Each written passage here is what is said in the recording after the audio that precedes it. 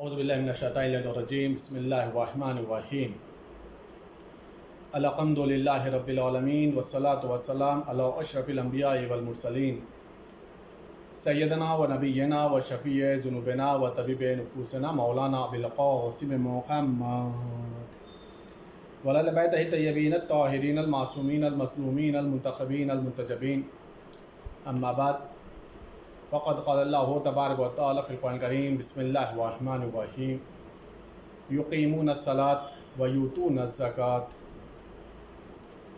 मोहतरम नाज़रीन इकराम, क़ुरआन करीम के अंदर मुख्तलिफ़ मक़ामात पर ज़कात के सिलसिले से अल्लाह ने गुफ्तगू की है और इस अंदाज़ में अक़ीमुस्सलात व आतुज़्ज़कात या युक़ीमूनस्सलात व यूतूनज़्ज़कात, इसकी तकरार खुदावंद आलम ने कई मक़ामात पर की है। ये गुफ्तगू मैं इसलिए कर रहा हूँ कि चूँकि रमज़ान मुबारक की 28वीं रमज़ान मुबारक की आप तक़रीर समाअत फरमा रहे हैं और आज हमें जिन मसाइल पर गुफ्तगू करनी है वो फ़ितरा के सिलसिले से करनी है। फ़ितरा भी उन्हीं किस्मों में से एक किस्म है। खुदावंद आलम ने फ़ितरे को वाजिब करार दिया है। किसके ऊपर फ़ितरा वाजिब है, कितना वाजिब है और किसको देना है, कब देना है, इस सिलसिले से गुफ्तगू करनी। और थोड़ी देर गुफ्तगू, चूँकि आज रमज़ान मुबारक का आखिरी जुमा है जिसे जुमतुल विदा कहा जाता है, इस जुमे का एक नाम है यौमुल क़ुद्स। इस सिलसिले से भी इंशाअल्लाह ताला आज की तकरीर में गुफ्तगू होगी। लिहाजा पहले गुफ्तगू फ़ितरे के सिलसिले से फ़ितरे के चंद मसाइल आप हज़रात समाअत फरमा लें। फ़ितरा वाजिब है ईद उल फ़ितर के गुरूब आफ्ताब के वक्त। हर वो इंसान जो आक़िल हो, बालिग़ हो, किसी का ग़ुलाम ना हो, अपना और अपने अहल व अयाल का ख़र्च चलाता हो, तो उसके ऊपर लवाजिब है कि वो हर एक फ़र्द के हिसाब से एक सा यानी तकरीबन ये 3 किलो होता है, उसे फ़ितरा निकालना होगा। जो 3 किलो निकालना है वो चीज़ें हैं जो उसके इलाक़े की ग़िज़ा में शुमार होता हो। अगर वो चीज़ें निकालना चाहे तो उन चीज़ों को निकाल दे, फ़ी कस 3 किलो यानी फ़ी फ़र्द फ़ी आदमी 3 किलो, या फिर उसकी वो कीमत निकाल दे। अपना भी उसके ऊपर वाजिब है और जो लोग उसके यहाँ खाना खाने वाले शुमार होते हैं, जो लोग अहले खाना हैं जिनकी वो किफ़ालत करता है, उन सब का फ़ितरा उसी के ऊपर वाजिब होता है। वो शख्स जिसके पास ना साल भर का अपने अहल व अयाल का ख़र्च इकट्ठा कर सकता है, गुजारा नहीं कर सकता, ना ही उसके पास कोई रोज़गार है, ना कोई आमदनी का ज़रिया है, वो ख़ुद इंसान फ़कीर है, तो उसके ऊपर फ़ितरा वाजिब नहीं है बल्कि वो मुस्तहक़ फ़ितरा है। फ़ितरा जो खुदावंद आलम ने वाजिब करार दिया है, उसमें एक मसला ये होता है कि अगर एक इंसान ने अपने यहाँ किसी को मज़दूरी पर रखा हुआ है, मिसाल के तौर पर मिस्त्री है, बढ़ई है या कोई भी काम करने वाला इंसान है, अगर उसको उसने खाने के साथ रखा है कि हम तुम्हें खाना भी देंगे और उसके बाद इतने पैसा देंगे, तो फिर उसका फ़ितरा उसके मालिक के ऊपर वाजिब होता है। और अगर सिर्फ़ और सिर्फ उजरत तय है यानी सिर्फ़ और सिर्फ तनख्वाह देना है, तो ऐसी हालत में उसका फ़ितरा उसके ऊपर निकालना वाजिब नहीं है। अगर एक इंसान किसी और के यहाँ खाना खाने वालों में था, लेकिन ग़ुरूब के पहले वो किसी और के यहाँ खाना खाने वालों में शुमार हो गया, खाना खाने वालों में उसकी गिनती हो गई, तो फिर जो जिसके यहाँ उसका खाना खाने वालों में शुमार हो रहा है, उसके ऊपर फ़ितरा वाजिब होगा। इसकी मिसाल जो फ़ुक़हा-ए-इज़ाम ने दी है वो ज़ौजा और शौहर के हिसाब से दी है कि मिसाल के तौर पे ज़ौजा غروب آفتاب کے پہلے اپنے شوہر کے گھر آ جاتی ہے. پہلے کہیں اور تھی، اپنے میکے میں تھی، اپنے بھائی وغیرہ کے تھی، اپنے والدین کے تھی، اور غروب سے پہلے اپنے شوہر کے آ جاتی ہے، تو اب اس کا فطرہ اس کے شوہر کے اوپر واجب ہوگا. اگر ایک انسان اپنی بیوی کا خرچہ نہیں اٹھا رہا، یعنی ایک بیوی کا خرچہ ایک انسان نہیں اٹھا رہا، وہ کسی اور کے یہاں کھانا کھانے والوں میں ہے، اس کا شمار کسی اور کے یہاں ہوتا ہے، اس کا خرچہ کوئی اور اٹھاتا ہے، تو جو اس کا خرچہ اٹھا رہا ہے، جو نام و نفقہ دے رہا ہے، اسی کے اوپر اس کا فطرہ واجب ہوتا ہے. اگر اس کا خرچہ کوئی نہیں اٹھا رہا ہے بلکہ وہ خود کفیل ہے، اپنا خرچہ خود اٹھا رہی ہے، تو ایسی حالت میں اس کے اوپر خود اپنا فطرہ واجب ہوتا ہے. اگر کسی کا فطرہ کسی کے اوپر واجب ہے تو خود اسے اپنا فطرہ نہیں نکالنا. لیکن اگر جس کے اوپر فطرہ واجب ہے وہ خود فطرہ نہیں نکال رہا ہے تو اسے چاہیے کہ پھر وہ اپنا فطرہ نکال لے. اگر ایک انسان خدا نخواستہ اس مسئلے کے لیے کہنا پڑتا ہے کہ اپنا اور اپنے اہل و عیال کا خرچہ مال حرام سے چلاتا ہے، اپنے اہل و عیال کا خرچہ مال حرام سے پورا کرتا ہے، پھر بھی فطرہ نکالنے کے لیے ضروری ہے کہ وہ مال حلال سے فطرہ نکالے. اب مسئلہ یہ ہے کہ فطرہ دینا کسے ہے؟ بہتر یہ ہے کہ فطرے کا حقدار سب سے پہلے شیعہ اثنا عشری کو دیا جائے. اگر اپنے شہر میں شیعہ اثنا عشری نہیں ہیں تو پھر دوسرے مسلمان کو دیا جا سکتا ہے، لیکن بہرحال کسی بھی حالت میں کسی ناسبی کو فطرہ نہیں دیا جائے گا. ایک مسئلہ بیچ میں اور عرض کر دوں ضمناً کہ فطرہ دینے میں پہلے انسان کو اپنے عزیز و اقارب، رشتہ دار، گھر، خاندان، ہمسایہ، پڑوسی کو دیکھنا ہوگا. اگر کوئی ضرورت مند ہوگا تو پہلے اسے دیا جائے گا، اس کے بعد پھر مسئلہ دوسرے لوگوں کا آتا ہے یا شہر والوں کا آتا ہے. کسی کو بھی فطرہ اگر دیا جائے تو مستحب یہ ہے کہ کم سے کم یعنی کم از کم 3 کلو فطرہ ایک فقیر کو دیا جائے. زیادہ دیا جائے تو کوئی اشکال نہیں ہے، لیکن کم از کم ایک فطرہ دینا ضروری ہے، ایک فطرے سے کم نہیں دیا جا سکتا.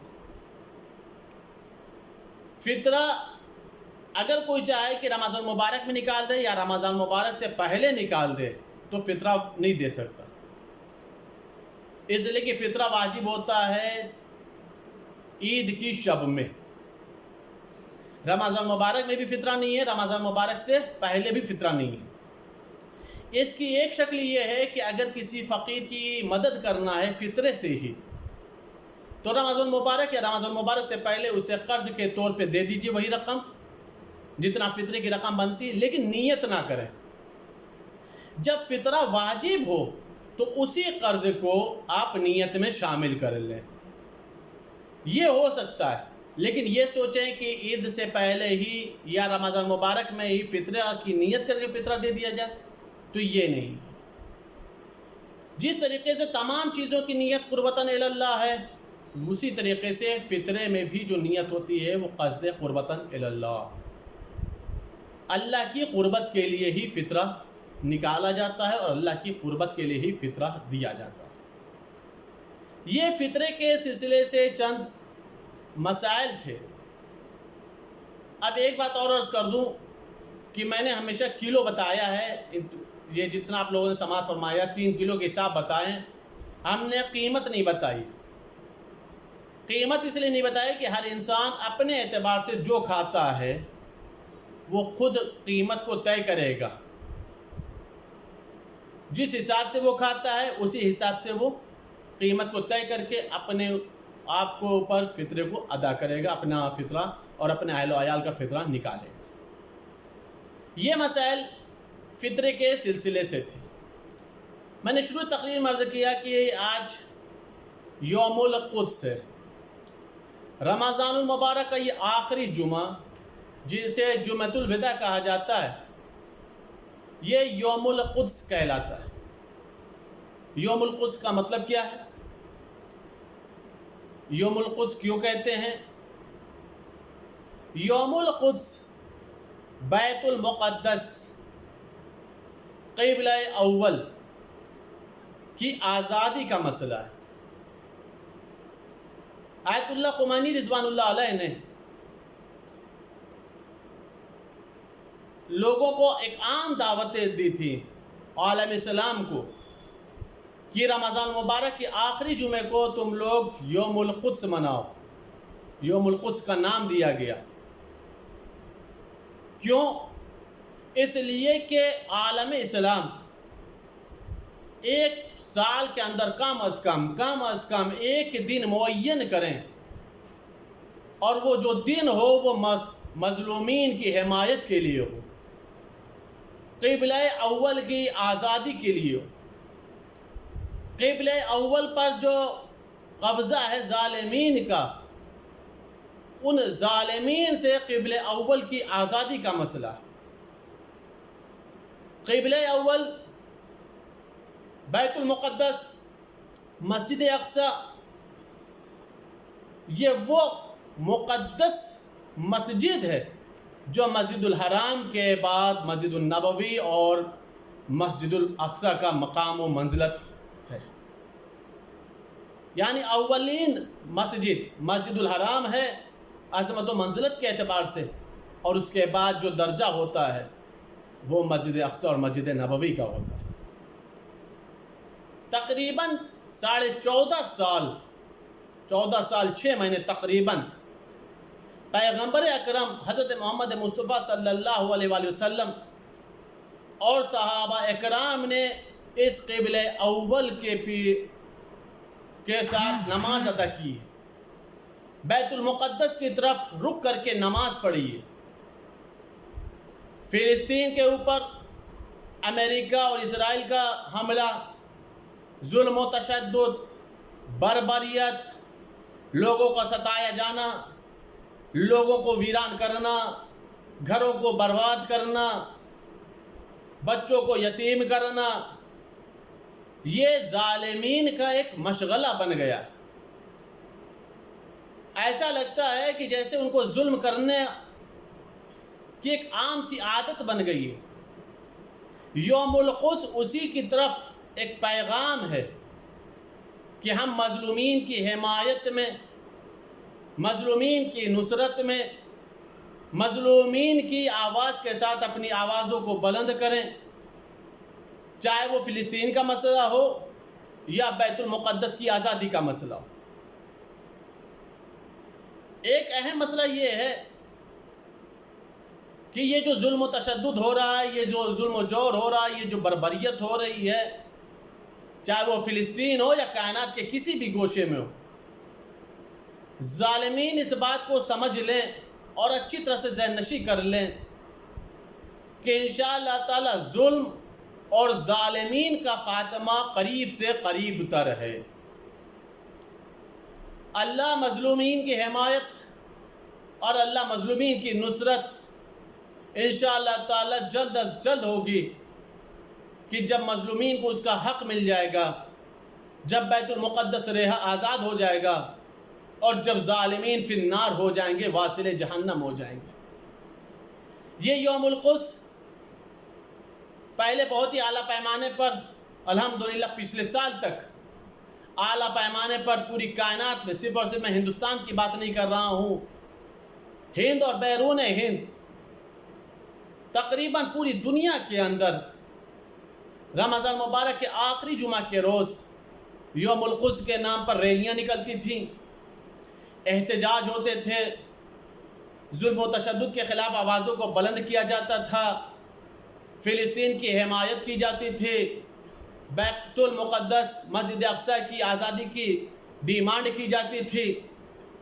لیکن اس سال لاک ڈاؤن ہو جانے کی وجہ سے نہ ہم ریلیاں کر پائیں گے، نہ ہی ہم احتجاج کے لیے کوئی جلوس اور باہر نکل سکتے ہیں۔